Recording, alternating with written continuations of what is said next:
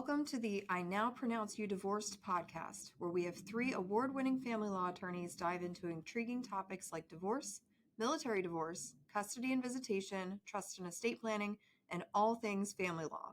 Join us as we provide a comprehensive viewpoint through the eyes of our experts and guests, aiming to educate and soothe our listeners. Get ready to tune in because I Now Pronounce You Divorced starts right now. Yep, absolutely. How about having poor record keeping bad records? How can that have an impact on your case? I always think of proper planning prevents poor performance. 5 Ps. That's right. 5 Ps. And if you don't really have proper records, again, it's hard to represent the client because they may only have part of the story. In family law, everything goes back to being a story. And when I would teach attorneys on how to litigate, I always start with, what is your theme? What is going to be the story of your case? It doesn't have to be anything, theatrical or Hollywood or anything like that, but there's always going to be a theme. And what is that? And let's stick to that. And if we don't have the records to support that, that really makes it hard. And then if you have incomplete records, it makes it hard, especially you mentioned subpoenaing records or discovery phase. If we're only producing half the documents, then the other side is going to file potential other motions to get those, whether it's filing sanctions against us or motion to compel, or they may just through their own due diligence as they're reviewing the records saying, well, wait a second, I see a transaction here, but I can't connect it over here. Where are these documents? And then the client may just be unorganized. And it's hard to remain completely organized, especially when you process like this. But again, going back to that perception as reality, the court may think, well, wait a second, they're not fully telling the truth, and now I'm going to question their veracity. And a lot of decisions when it comes to family law is based upon credibility. And if the court or if there's a guardian ad litem, which is someone appointed represent the best interests of the children or child, if they don't find that you possess credibility, then the court may put everything into question as far as the credibility and the veracity, and you may have an order that's not as so advantageous for you or what your ultimate goal is. So you really want to be as organized as possible. But going back to what we talked about earlier, as far as the right attorney, that attorney will help guide you. And he or she may have a paralegal, and having a strong paralegal is good because they'll go through the records and they'll be able to identify any potential missing links that there are or issues. And then we can start flushing them out and addressing. So we know in advance, what do we need to look out for? Or are there other documents that may be missing that you can supply? Or maybe it's a situation where you just don't have them because they've been destroyed or they just haven't been preserved. So we just want to make sure that we're allowing the other side a fair opportunity for that disclosure. Right. And especially if you have some sort of separate money, if you received like an inheritance or you're trying to show that something was premarital or only part marital or something like that, if you don't have the records to support it, the judge is going to say, sorry, we're going to presume everything to be marital and it's your job to prove otherwise. So if you don't have good records of that, you're going to be missing out on whatever that separate share is that you were entitled to. Another thing I think of is we always advise our clients to like keep a journal, right? Just write stuff down as it happens. Because when a year from now, when you're on the witness stand and you say, when did that happen? And you're struggling to remember, well, I think it was summer because it was warm. And, it just, again, it calls in that veracity compared to if you have some notes you can reference and you can say, yes, it was on July 31st. This is what happened and this is why. And everything else just helps you keep on top of those important things that you're going to need to communicate to the judge, but it's not going to be tomorrow. It's going to be a long ways from now. So you have to have some sort of record to rely on. Now, how about sharing too much on social media or sharing too much with mutual friends? How can that impact your case? That's just a hard no. And especially in today's day and age, everybody just wants to share. I mean, I find it funny because there's always this is my private information. I don't want anybody to know it, but we're all just sharing everything, what we do. Right. And again, it just has such detrimental effects, and you may not even want that to happen. That might not be your intention. But I've been involved in cases to where the other side was posting pictures. They were out, but yet they were saying they were home with the kid, or that they weren't having an affair, but they're always out with this particular person. Or they post a picture, but yet in the background, there's all this alcohol, but they're hanging out with the child. And it's just, it can be used as a weapon against you. And I always advise clients, unless you have to, if you're a social media influencer or as part of your job that you have to post on social media, really either limit or eliminate it until the proceedings are over. But I also want to know what is out there, because you can't just go back and delete uh, social media posts that are out there, whether on Twitter, Facebook, Instagram, or I know I'm missing a ton of other things that are out there. I'm just not hip, but it's really going to be dependent upon, you have to preserve that, because otherwise then that's spoliation of evidence. And it goes back to what we were talking about earlier, as far as your credibility. And so just own up to it and talking to your attorney. Oh yeah, I posted some pretty negative information about my significant other. But again, you're going through a bad time.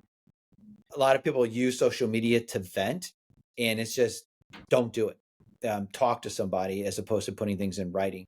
The best piece of advice I believe that I give clients is anything that you put in a text on social media and in email, just pretend that that judge is on that as well, because 9 out of 10, what you're communicating is discoverable. And I say 9 out of 10 because it could be an email to your attorney and there's potential privilege attached to that. But 9 out of 10, that's discoverable, and it could just have detrimental effects on your case. Yeah. There's a joke from, I think it's John Mulaney, the comedian, and he was talking about a situation where years and years later, right, there had been a dispute with his college friends and a landlord or something, right? Years and years and years later, apparently a lawsuit's still going on, and he gets pulled back into it because at some point he had emailed his friend and said, "Oh, you're still dealing with that. Do you want me to kill that guy for you?" And just completely, joking and just nonsensically talking about it. But he was like, I got pulled in for a subpoena or something, like had to go to court about it. And everything, it's true. Everything that you put in writing, you have to think about, what if this was read in court one day? How would it reflect on me? How is it going to look to a judge? And then, I mean, it's the same thing with sharing too much information with your friends. If you start sharing everything, oh, well, this is what's going on, this is what my attorney's going to do, and this is what we're thinking about filing. Well, you have privilege with your attorney, but you don't have privilege with that friend. And if they turn around and go tell the other side exactly what's going on, they can do that. So you have to guard that. If you want to use that confidentiality, you want to use that privilege, make sure that you keep it right in your favor, in your benefit. Now this one I think is kind of funny just because of the phrasing, but what would you say about somebody who's neglecting their attorney? Oh, so neglected. Don't do it. Again, it's communication. Your attorney's there to represent you. And if you're neglecting your attorney and you're not returning emails or phone calls, because they're wanting documents and it could be time sensitive.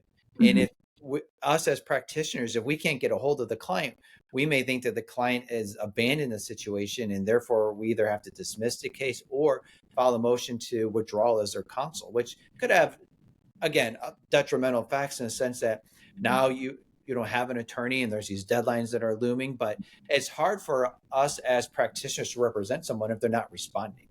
And unfortunately, it does happen. I get it. Life happens, and sometimes it's hard not to respond. But at the same time, you reach out to the attorney. You're the one going through probably one of the worst times in your life. So you have to make it a priority.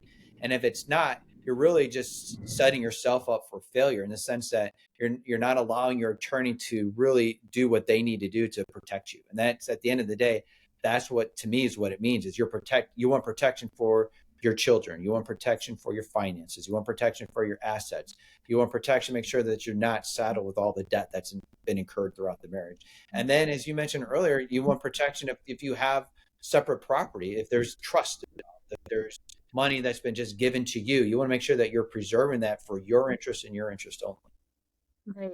I think the phrasing is hilarious. Don't neglect your attorney. But I mean, we've had clients that we've had to fire basically because they won't keep up with us. And we tell them, we need this information. We need to move forward. We need to do this. We need to do that.